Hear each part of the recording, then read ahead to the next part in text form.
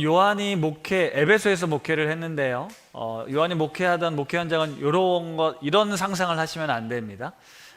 그때는 이제 가정교회였어요. 가정에서 그룹들이 모여서 예배를 드렸습니다. 그래서 교회라고 하면 가정교회를 떠올리셔야 됩니다. 그런 가정교회들이 군데군데, 에베소 도시 군데군데 있었던 거예요. 그러니까 사도 요한은 이 지도자들, 리더들과 함께 먼저 모여서 교육을 하고, 그 리더들이 흩어져서 각 가정에서 또 성도들을 모아서 예배를 드리고 교제를 나누었습니다. 그러면 목회가 어땠을까 생각을 해보는데요. 이렇게 한 자리에 다 모아놓고 목사님의 말씀, 지령, 교육 이런 걸 한 번에 하면 좋은데, 어쨌든 리더들이 듣고 흩어져서 이제 가서 또 나름의 어떤 교회를 이루어 갑니다. 우리도 이제 순장님들이 계시잖아요. 순장님들이 딱 저에게서 이제 목회자들과 함께 모임을 하고 또 순회 가면 어떻게 하죠? 목사님 했던 걸 그대로 하나요? 네, 순장님 나름의 해석한 것들을 가지고 모임을 하게 되잖아요. 이게 무슨 얘기냐면요, 초대교회 안에는요 다양한 생각들, 다양한 의견들이 충돌되었을 거라는 거예요. 모두가 획일적인 생각과 사고를 가질 수가 없었습니다. 그러니까 오늘 사도 요한이 이 요한일서를 쓸 때요, 지금 그 에베소의 그 교회 안에 문제들이 생겼잖아요. 어떤 문제가 있었냐면, 같이 신앙생활을 잘 하던 우리 친한 가족들, 이웃들이 이 영지주의 이단에 빠진 거예요. 예수님이 하나님의 아들 맞아? 아닌 것 같은데, 그럴 리 없는 것 같은데 라는 그 하나님의 아들 되심을 부인하는 이단들에 넘어간 사람들이 있었습니다. 여러 차례 말씀드렸어요. 근데 그들이 그런 잘못된 가르침에 미혹돼서 떠날 뿐만 아니라 무슨 문제가 생기냐면, 이 흩어진 가정교회들을 다니면서 내가 이 영적 비밀을 깨달았어, 너도 이거 알면 참 좋을 것 같아 라고 미혹했다라는 거예요. 그러니까 이게 교회가 다 흩어져 있잖아요. 이걸 통제하기가 쉽지 않았다라는 겁니다. 그러니까 자유분방하게 살아가던 이 영지주의 이단들이, 내가 조금 전에 같이 신앙생활을 함께 잘했던, 같이 밥을 먹었던 사람들이 뭔가 다른 삶을 살게 되고 우리가 알지 못하는 비밀을 알게 되었다고 하는 그런 것들에 성도들이 유혹에 넘어가는 거죠. 그럼 어떻게 되죠? 야, 그러면 안 돼, 그거 속으면 안 돼라고 이야기하는 사람도 있었지만, 야, 가만히 있어봐, 좀 뭐 일리가 있는 것 같아 라고 하면서 그 공동체 안에서 다양한 의견들이 나왔을 겁니다. 그러면서 이 초대교회 안에 여러 가지 문제들이, 갈등들이 생겨날 수밖에 없는 그런 상황이었을 거라는 거예요. 그리고 그걸 어떤 사도 요한이 획일적으로 통제할 수 없는 그런 분명 현실적인 어려움들이 있었을 거라는 거예요. 그래서 사도 요한이 이 편지를 흩어져 있는 가정교회들에게 쓴 겁니다. 이 편지를 읽고 우리에게 여기에 있는 진리의 말씀대로 우리가 살아가자라고 권면하기 위해서 이 편지를 기록했는데요, 요한일서를 쭉 읽다 보면요, 사도 요한은 뭔가 계속 반복을 합니다. 사도 요한 서신의 특징은요, 반복이에요. 강조, 그리고 대비입니다. 그러니까 했던 말을 또 하는 거예요. 비슷한 내용을 요리조리 돌려가면서 계속 설명을 하고 있거든요. 그런데 그래도 큰 틀을 나눠서 생각은 해볼 수가 있어요. 요한일서는 이제 서론도 있고 결론도 있습니다. 서론은 요한일서 1장, 우리가 이미 배웠지만 생명의 말씀이 너에게 나타났다, 우리가 그 말씀을 만났고 만져봤다, 그러니까 이 말씀 가운데 우리가 사귐을 갖자, 이 사귐은 영생의 기쁨을 누리는 것이다 라고 사도 요한이 편지를 썼습니다. 우리가 예수 그리스도 그분을 만났고 그분은 생명의 말씀이다 라고 다시 한번 확증해 주는 거죠. 그리고 요한일서 5장에 가면 결론에 이르게 되는데요, 영생에 대한 확신, 그리고 그것에 누리는 기쁨을 다시 한번 언급합니다. 왜 그랬을까요? 그들의 삶이 피폐했고 쉽지 않았기 때문입니다. 예수를 믿고 따랐지만 삶이 나아지지 않았어요. 순교하는 사람들만 늘어났을 뿐입니다. 그럼에도 불구하고 우리는 그리스도 안에 영생의 기쁨이 있다, 그 안에서 누릴 수 있는 것들이 이것들이 있다라고 다시 결론에서 마무리를 짓죠. 그럼 그 중간에는 뭐가 있냐면 크게 두 가지 단어를 기억하시면 됩니다. 첫 번째는 빛이라는 단어고, 두 번째는 사랑이라는 단어예요. 1장 서론이 끝나고 1장부터 3장 오늘 본문 앞에까지는 빛이라는 단어가 강조되고 있고요, 오늘부터 5장 중반까지는 사랑에 대해서 강조하고 있습니다. 빛과 어둠을 대비시켜요. 사도 요한은요, 우리가 빛 가운데, 어둠 가운데 있었는데 빛 가운데 나와서 자유함을 얻어야 된다라고 이야기를 하고 있습니다. 지난주에 제가 수련의 신학이라는 이야기를 하면서 십자가 속죄의 복음에 대해서 말씀드렸죠. 이게 빛으로 상징이 되는 거예요. 우리가 어둠 가운데, 죄 가운데 영원히 죽을 수밖에 없는 그런 존재들이었는데 이제 빛 가운데 나와라. 그 빛이 왔다. 생명의 빛이 우리에게 이르렀다라고 말씀하고 있는 거예요. 예, 우리는 죄를 지을 수밖에 없는 그런 존재인데요. 그런 자녀인데요. 우리가 이 땅에서 하나님의 자녀답게 영화로운 존재로 변화될 것이지만 그 영화에 이르기 전에 우리는 성화를 이루어가야 된다고 말씀을 드렸습니다. 그 성화를 이루어가는 과정은요, 우리가 끊임없이 빛 가운데로 나아가는 거예요. 어둠 가운데 숨지 말고, 나의 죄성이 드러난다고 해서, 나의 연약함이 드러난다고 해서 가리는 것이 아니라 다시 주님 앞에 나아가야 된다는 거예요. 불완전하고 연약한 존재를 인정해야만 비로소 그 생명의 빛이 우리 가운데 비춰서 나를 자유케 할 수 있다. 그래서 그 빛은 사랑의 빛이라고 말씀드렸습니다. 여러분, 이 말씀이 우리 가운데 있어요. 우리는 빛이다, 빛의 자녀다. 네, 성경이 말씀해 줍니다. 그런데 우리에겐 빛만 있습니까? 어둠이 있습니다. 나는 분명 빛의 자녀인데 우리에겐 어둠이 공존하고 있어요. 우리 인간을요, 이렇게 이분법적으로 네가 이제 하나님을 믿게 됐으니, 네가 빛 가운데 나왔으니 너의 삶에 이제 더 이상 어둠이 없을 거야. 그렇지 않다라는 겁니다. 여전히 우리에겐 어둠이 남아 있어요. 그리고 순간순간 그 어둠이 분출합니다. 이것이 우리의 인생이구나 라는 걸 인정해야 돼요. 그래서 끊임없이 하나님으로부터 나아가 회개해야 된다. 우리 죄를 자복해야 된다. 그러면 그분은 미쁘시고 의로우셔서 우리의 모든 죄를 사해 주실 것이다. 너를 깨끗게 하실 것이다 라고 말씀하셨잖아요. 그래서 제가 지난주에 구원파 이야기 드리면서, 구원파의 교리는 뭐예요? 자꾸 죄를 짓는 우리, 너 더 이상 그것부터 멀매일 필요 없어. 깨달음만 얻으면, 거듭남의 비밀을 알게 되면 더 이상 회개할 필요 없어 라는 이 영지주의자들의 복음, 그 복음으로부터, 영지주의자들의 이야기하는 그 주장으로부터 이 초대교회 성도들을 지키기 위해 사도 요한이 오늘 이 빛이라는 단어를 써서 우리가 빛 가운데 끊임없이 나아가고 우리의 어두움을 그 빛으로 치유해야 한다라고 이야기하고 있었던 겁니다. 그 다음 오늘 본문에서부터 5장에 이르기까지 사랑에 대해서 이야기를 강조하는데요. 물론 앞부분에도 사랑에 대해서 언급은 되어 있습니다. 옛부터 내려온 계명, 새로운 계명이 아니다. 예전부터 있어왔다. 서로 사랑해야 된다라고 말씀하시죠. 그렇다면 이 사랑도 빛과 같이 적용해 볼 수 있어요. 무슨 말이냐면 우리가 빛의 자녀임에도 불구하고 내가 빛의 자녀답게 행하지 못할 때가 많잖아요. 마찬가지로 사랑해야 된다는 것, 내가 사랑받는 자녀라는 걸 우린 모르는 사람 없습니다. 그걸 몰라서 여기 앉아 있는 게 아니에요. 그런데 사랑하기가 쉽지 않잖아요. 사랑할 수가 없는 많은 이유들이 있잖아요. 우리가 그리스도의 사랑을 받고 형제를 사랑해야 된다, 원수를 사랑해야 된다는 말씀을 듣지만 그렇게 살아내기가 쉽지 않은 게 우리의 현실입니다. 그렇다면 포기해야 될까요? 이 사랑이라는 말씀을 그냥 없는 것처럼 무시해야 할까요?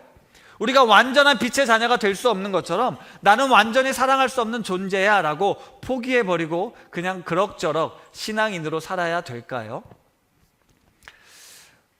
몇 주 전에도 제가 언급해 드렸는데요. 이 믿는다라는 개념, 도대체 하나님을 믿는다, 예수님을 믿는다라는 개념을 어떻게 우리가 설명할 수 있냐? 결국 사랑하는 삶으로 설명하는 거거든요. 네가 하나님을 믿어? 그럼 그 삶에 사랑이 드러나야 합니다. 우리가 하나님을 잘 믿는다는 건요, 사랑하며 산다라는 거거든요. 여러분, 이걸 잊어서는 안 돼요. 우리가 열심히 기도하고 뭔가 신비한 체험을 하고 능력을 받는 게 하나님을 잘 믿는 게 아니고요, 하나님을 잘 믿으면 믿을수록 사랑할 수 없는 대상, 사랑할 수 없는 나의 연약함들이 깨어지고 나도 모르게 그 사랑이 흘러넘친다라는 거예요. 이해되어지지 않고 받아들여질 수 없었던 것들이 사랑으로 고백되어진다. 그게 하나님을 진짜 믿는 믿음의 증거라는 거죠. 오늘 본문 3장 14절에 이런 구절이 나오는데요, 우리 같이 한번 읽어보겠습니다. 시작.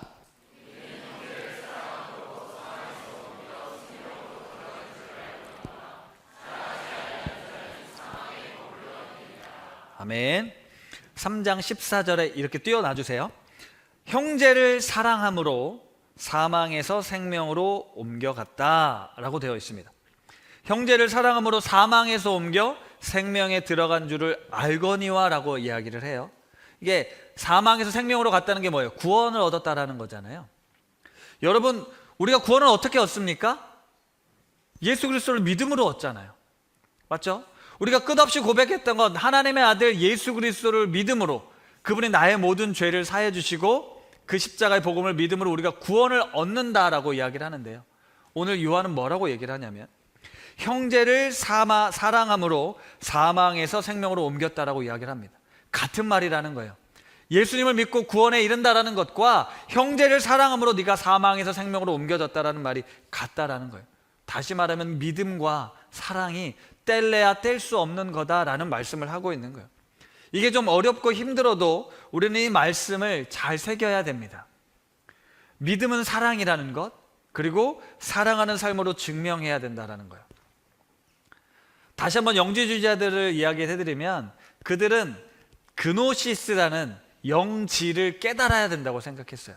영적인 비밀, 감추어진 것, 아무나 알 수 없는 것들, 그것을 깨달은 사람들은요 어떻게 되냐면요 교만해집니다.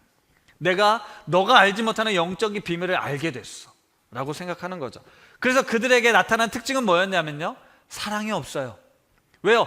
내가 영적인 비밀을 깨달았고요, 나는 더 뛰어나고 높은 사람이니까 너보다 더 높은 자리에서 너를 함부로 해도 된다라는 교만함이 있었다는 거예요. 그들이, 이 초대교회 당시 성도들이 살고 있었던 현실 세상을 보면요, 지난주에도 말씀드렸지만 소망이 없는 것처럼 보였어요. 예수님이 AD 오셔가지고 하나님 나라를 선포하고 십자가에 달려 죽고 부활하셔서 벌써 몇 년이 지났다고요? 60년, 70년이 지났다고요. 뭔가 새로운 세상이 열릴 줄 알았습니다.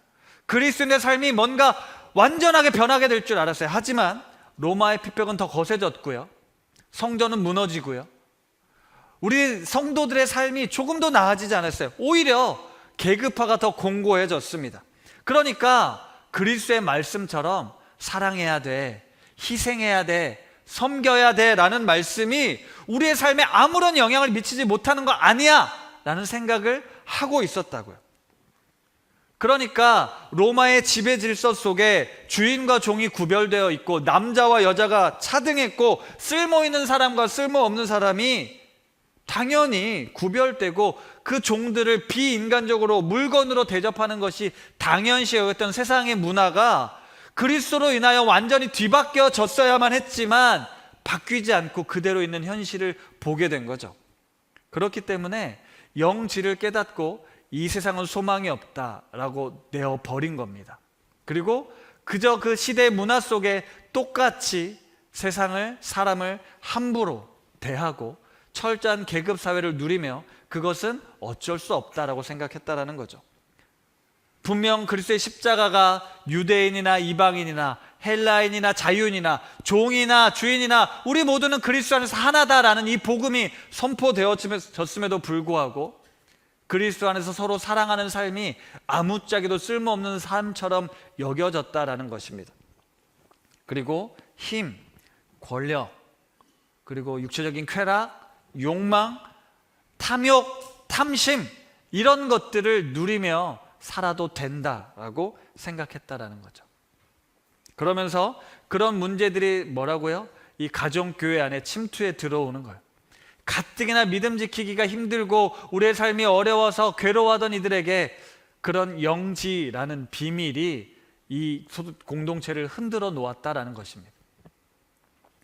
사도 요한은 이런 절망적인 현실 속에서 예수님의 가르침, 그 말씀의 생명, 주님이 오셔서 로마의 질서에 대적하고 당시 사회 구조를 깨뜨려 모든 인간은 하나님 안에서 평등하다, 우리 모두는 하나님의 형상으로 지음받은 존재이다, 온 율법은 이웃 사랑하기를 내 몸처럼 하라, 이 한 말씀에 이루어진 것처럼 우리가 함께 살아가는 모든 사람들, 이 세상을 사랑하며 살아가는 것이 하나님 나라의 모습이다라는 이 가르침, 그것을 오늘 다시 회복시켜야 된다라고, 붙들어야 된다고, 여기에 영원한 생명이 담겨져 있는 것이라고 요한은 기록하고 있는 것입니다. 사도 요한도 알았습니다. 우리 교회 공동체 안에서 꿈틀대고 있었던 이 미움, 분노, 원망, 시기, 질투 이런 죄성들이 꿈틀대고 있고 그것들을 사랑으로 실천하는 것이 어렵다라는 것을 알았어요. 그래서 오늘 사도 요한은 매우 중요한 핵심을 다시 한 번 더 언급하고 있습니다. 3장 16절입니다. 같이 읽겠습니다. 시작.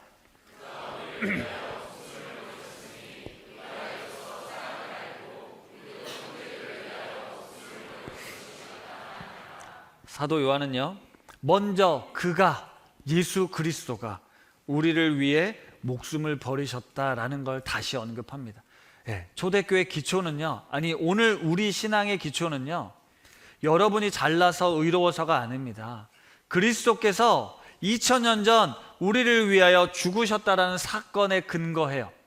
하나님이 우리 인간을 사랑하셔서 인간을 구원하기 위해 자기 목숨을 버리신 그 사건으로부터 이 기독교는 출발하는 겁니다. 그리고 그것을 통해 하나님은 무엇을 말씀하시냐면 너도 형제를 위하여 목숨을 버리는 것이 마땅하다라는 거예요. 우리에게 주신 생명이 누군가를 위해 기꺼이 우리의 목숨을 내어놓는 삶을 사는 것이 마땅한 거다라고 말씀하고 있는 거예요. 세상은 그렇지 않지만 우리 그리스도인들은 그런 삶을 살아야 돼라고 말씀하고 있는 겁니다. 그래서 사도 요한은 이 초대교회에 흔들리고 있었던 믿음의 뿌리가 사랑이 분열되고 있었던 이 초대교회 안에 다시 예수 그리스도의 십자가를 언급하면서 우리도 그 사랑을 알고 그 사랑을 실천해야 된다라고 이야기를 합니다. 그런데 우리는 이 요한일서 말씀을 보면서요, 형제를 사랑해야 한다는 이 가르침, 이것이 얼마나 중요하고 얼마나 핵심적인가를 우리는 알고 있습니다. 그런데 그게 쉽지 않잖아요. 마음대로 잘 안 되잖아요. 그러니까 이 말씀을 피하고 싶은 거예요. 알긴 아는데, 나도 그래야 된다는 건 아는데 쉽지 않아 라고 이야기를 합니다. 그런데 한편으로는 이런 일들이 발생하는 거예요. 이 말씀을 무기로 삼는 거예요. 너 왜 그 사람을 사랑하지 못하냐? 너 왜 그 사람을 이해하지 못하냐? 하나님이 너를 위해 어떤 일을 행하셨는데 네가 그거밖에 안 되면 어떡하니? 미워하는 자마다 살인하는 자라고 말했어. 너 그럼 살인하는 거야 라고 말씀하시는 거예요. 하나님이 우리를 그렇게 정죄하려고, 비난하려고 지금 초대교회 성도들에게 사도 요한이 니네 당신들 왜 그렇게 사랑하지 못합니까? 이렇게 비난하고 미워하면 지옥 갑니다, 이렇게 겁주려고 오늘 말씀을 썼을까? 그렇지 않습니다. 절대 그러지 않아요. 그런데 저는 처음 이 설교를 준비하면서, 요한일서를 준비하면서요, 사랑, 이거 내가 잘하는 건데, 나 잘할 자신이 있는데, 내가 여러분들에게 여러분들 왜 그렇게 사십니까? 왜 그거밖에 안 되십니까? 이렇게 할 자신이 있었거든요. 그런데 이 말씀을 묵상하다 보니까요, 제가 깨졌습니다. 내가 그냥 직업정신이 너무 투철했던 건가? 그래서 마치 사랑하는 사람처럼 보이려고 행동하고 있었던가? 내 중심은 뭐지? 내 진심은 뭐지? 정말 하나님의 사랑, 그 사랑이 옳다고 믿고 그 사랑으로 우리가 충만해진다고 믿는데, 우리가 끝없이 포장하고 가면 쓰면서 마치 내가 사랑하는 존재인 것처럼, 남들은 그러지 못한다라고 함부로 비난할 수 있는 존재인 것처럼 생각했다라는 게 얼마나 어리석은가를 깨달았어요. 왜냐하면 십자가 앞에 나아가면요, 십자가를 통해 나를 보면 사랑으로 충만한 내가 보이는 게 아니고 사랑이 없는 내 자신이 보이거든요. 십자가를 통해 사실 미워하는 사람들을 보면요, 하나님이 이 사람을 얼마나 사랑하시는가를 보게 되는데, 우리가 십자가를 통해 그렇게 보지 못하는 길들이 얼마나 많습니까? 그래서 끊임없이 경쟁하고요, 비난하고요, 원망하고요. 하나님은 우리에게 사랑을 말씀하시는데 우리는 우리만의 사랑을 유지하려고 하지, 그러지 못한 사람들에게까지 사랑을 끼치지 못합니다. 말과 혀로만 사랑하지 말고 행함과 진실함으로 말하라고 하는데, 그 진실함 앞에 우리가 걸리는 거예요. 말과 혀로는 얼마든지 사랑한다라고 말하지만 우리 마음 가운데서 하나님의 사랑이 아닌 인간의 사랑, 쥐어짜낸 사랑으로 살려다 보니 버겁고 힘든 것이죠. 그러다 보니 이 말씀을 피하는 거예요. 그런데 우리가 빛 가운데 거하지만 우리 가운데 어둠이 있는 것처럼, 사랑해야 한다는 사실을 알지만 사랑할 수 없다는 걸 우리가 먼저 인정해야 됩니다. 하나님의 자녀는 죄를 짓지 않는다고 하는데 내가 죄인이라는 사실처럼 내가 사랑받을 존재, 사랑해야 하는 존재인데 내 안에 그런 사랑이 없다라는 걸 우리를 인정해야 돼요. 그래서 이 구원이라는 사건은요, 어떤 한순간에 완전히 바뀌는 사건이 아니에요. 물론 그런 분들이 있을 수 있지만 구원은 여정입니다. 계속되는 여정이에요. 그래서 오늘 내가 잘 안 돼도요, 내 안에 실패하는 경험이 있어도요, 내 안에 아픔이 있어도 주저앉을 필요가 없다고요. 왜요? 우리의 여정은 계속될 거니까요. 하나님이 결코 우리를 놓지 않으실 거니까요. 지금은 잘 되지 않고, 지금은 이해할 수 없고, 지금은 가슴 아픈 일들이 계속돼도 그대로 주저앉지 않습니다. 계속된다라는 거예요. 요즘 역대하 이 말씀을 보잖아요. 하나씩. 이 말씀을 보면요, 이스라엘 역사는 어떤 역사인 줄 아세요? 하나님은 끊임없이 제발 좀 돌아와라 이야기하고요, 이스라엘 백성과 왕들은 끊임없이 하나님을 거부합니다. 그러다가 문제가 생기면 하나님 잘못했습니다. 그러면 그래, 내가 널 용서해 줄게, 다시 기회를 줄게. 예언서 말씀도 마찬가지예요. 멸망해 가는 이스라엘에게 하나님은 끊임없이 돌아오기만 하면, 네가 돌아오기만 하면 내가 너를 구원해 줄 거야 라고 말씀하세요. 나라가 멸망했습니다. 포로로 끌려갔습니다. 포로로 끌려간 백성들에게도 똑같이 말씀하세요. 네가 그곳에서 다시 돌이키기만 하면 내가 너를 새롭게 할 거야, 구원해 줄 거야 라고 말씀하시거든요. 이게 하나님이세요. 하나님, 내가 사랑이 없습니다. 사랑하지 못하겠습니다. 그런데 사랑해야 한다고요? 하나님, 내 안에 사랑이 없으니 하나님, 당신의 사랑을 내게 먼저 부어주십시오라고 우린 나아가야 하는 거죠. 우리가 하나님을 알기를 힘써야 하는 것처럼 사랑하며 살기를 다시 힘써야 한다고요. 억지로 의무로 해야 한다라고 하나님이 명령하시는 것이 아니라요, 이 말씀은요, 우리에게 하나님이 명령을 주시고 네 말씀 지키지 않으면 너 지옥에 보내버릴 거야 라고 말씀하시는 게 아니고요, 하나님은 안타까운 마음으로 너가 빛의 자녀인데, 네가 사랑받는 자녀인데 그 사랑이 우리에게 기쁨이 되고 그 빛 가운데 나오는 것이 너에게 자유가 되는데 왜 그걸 알지 못하니? 그 자리로 나오라고, 그 가운데로 나오라고, 내가 너를 얼마나 사랑하는지 그 사랑이 너의 영혼을 치유하고 너의 삶을 풍요롭게 할 것이라고 하나님이 말씀하시는 거거든요. 그 하나님의 안타까운 마음으로 오늘 이 말씀을 들어야 합니다. 이게 바로 하나님의 은혜예요. 은혜. 나 같은 자, 이런 말도 안 되는, 내 스스로도 내가 용납되지 않는 나의 삶을 하나님은 받아주신다고. 하나님 잘못했어요, 하나님 내게 그 은혜를 부어주세요 라고 이야기하면 하나님은 다시 기회를 주신다고.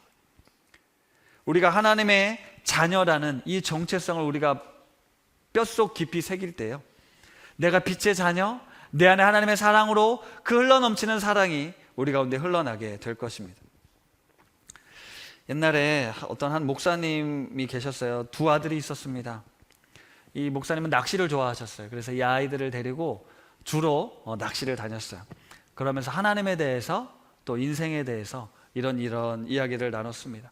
아이들이 두 형제가 매우 사이좋게 서로를 의지하며 잘 자랐는데요, 자라다 보니까 똑같은 교육을 받고 똑같은 경험을 했는데 다르게 크는 거예요. 형은 성실하고 책임감도 강하고 또 규칙을 지키고 또 공부를 하면서 자랐고요, 흔히 말하는 엄친아처럼 자랐고요. 둘째는요, 자유분방해요. 자기 고집이 있어요. 규율에 매이지 않습니다. 낚시를 즐기는 삶을 살았어요. 훗날 형이 대학을 졸업하고 성인이 돼서 다시 만났습니다. 근데 그 사이에 시간이 흘렀잖아요. 많은 것들이 달라졌어요.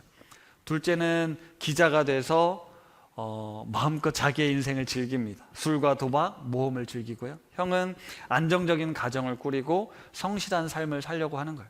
근데 예전에 한 가족으로서 함께 친밀함을 누렸던, 사랑을 누렸던 그 관계가 어색해진 거예요. 서로가 이해가 되지 않는 거예요. 돕고 싶지만, 함께하고 싶지만 뭐가 맞지 않는 거예요.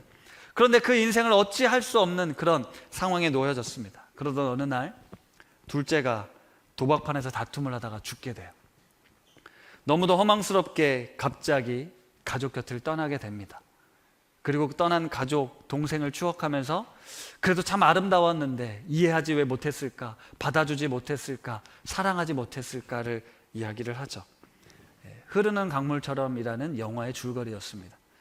최근 별세한 로버트 레드포드가 감독으로 제작한 영화였는데요, 그 영화의 마지막 장면을 편집한 부분이 있어서 잠깐 보도록 하겠습니다.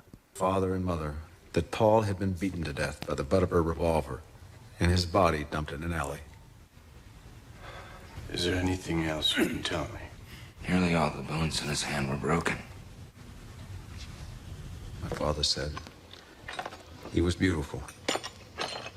I remember the last sermon I heard him give, not long before his own death. It is true we can seldom help those closest to us. Either we don't know what part of ourselves to give, or more often than not, the part we have to give is not wanted. And so it is those we live with and should know who elude us. But we can still love them. We can love completely without complete understanding. 마지막 대사 혹시 아시는 분들이 있을 텐데요. 완전히 이해할 수는 없어도 온전히 사랑할 수는 있다라는 대사가 나옵니다. 사실 이해하기 어려운 사람을 그대로 받아들여야 한다. 그리고 사랑해야 된다라는 메시지가 있거든요. 물론 형제, 가족과 관련된 이야기지만 사실 여러분, 하나님이 우리를 이해하실까요? 네가 그렇게 행동하고 네가 그렇게 말하는 걸 하나님이 다 이해하실까요? 하나님이 이해하시겠죠. 근데 우리 인간은요, 이해할 수 없는 거 투성입니다. 근데 하나님이 우리가 이해가 되었기 때문에 넌 사랑받을 만한 자녀다라고 말씀하신 걸까요? 아니요. 하나님은 시작부터 사랑을 깔고 시작하신 거예요. 사랑이 깔려 있으니까요, 우리가 어떤 행동을 해도 이해가 되어지는 거예요. 그럴 수도 있구나. 하지만 너를 향한 사랑은 변하지 않는다. 너를 향한 사랑이 변하지 않게 내가 너를 다시 회복시킬 수 있다. 이게 힘이거든요. 이게 구원입니다. 여러분, 사람을 이해한다라는 거요, 이 세상을 이해한다라는 거 말이 안 됩니다. 나와 다른데요, 어떻게 우리가 이해할 수 있습니까? 이해가 되지 않는 것이 당연하죠.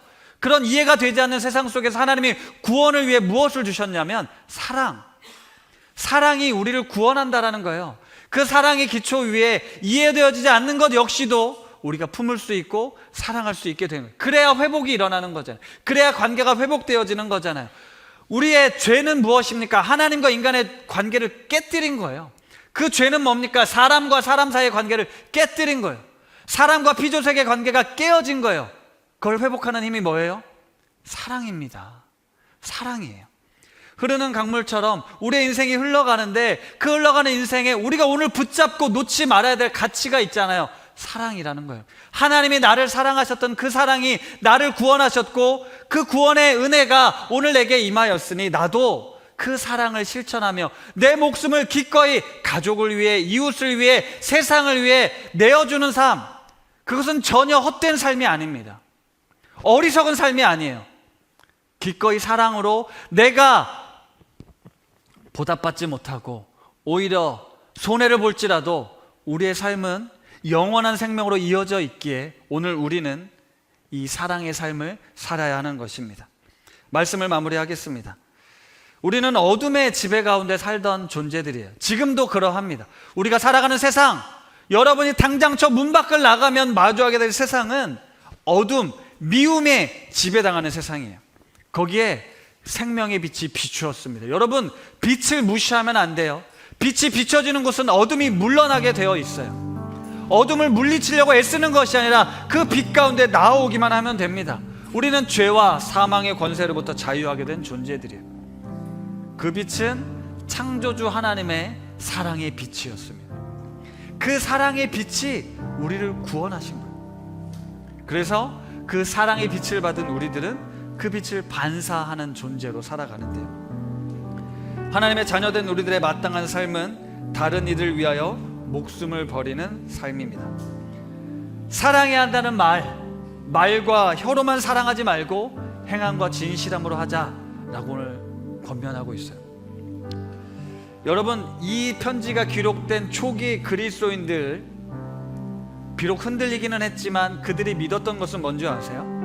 하나님의 그 놀라운 사랑, 그 사랑에 나도 반응해야겠구나. 나도 하나님처럼 하나님과 세상과 사람을 사랑해야겠구나 라는 것이 그들 그리스도인의 삶의 목표였다고 합니다. 충만한 사랑으로 흘러넘쳐 오늘 우리에게까지 이른 그 사랑, 모든 사랑의 근원은 이 하나님의 사랑이에요.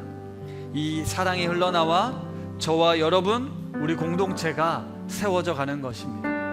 그 사랑을 우리가 지향해야 돼요. 미움의 세상에서 결코 사랑할 수 없는 세상, 이해할 수 없는 사람들 속에서 이건 불가능해, 할 수 없어 라고 여겨지는 그런 현실 속에 십자가는 그 현실을 뚫고 들어와 오늘 우리에게 이 놀라운 사랑을 가르쳐 주십니다. 그리고 우리가 어떤 존재인가를 말씀하시죠. 사랑하는 성도 여러분, 우리는 하나님의 나라를 지금 이곳에 세워가는 사람들입니다. 하나님의 나라는 십자가 사랑의 기초 위에 세워지는 거예요. 그 사랑이 우리를 진정한 구원의 길로 인도하실 겁니다. 온전한 사랑이 사라져버린 시대 속에서 구원의 여정을 걷고 있는 성도 여러분, 우리가 사랑의 존재임을, 사랑이 우리 존재의 본질임을, 우리 믿음의 본질임을 깨닫고 우리 우신 가족들의 삶, 가정과 일터와 교회와 세상 속에서 그렇게 하나님의 사랑을 드러내며 실천하는 우리 우신 가족들 되실 수 있기를 바랍니다.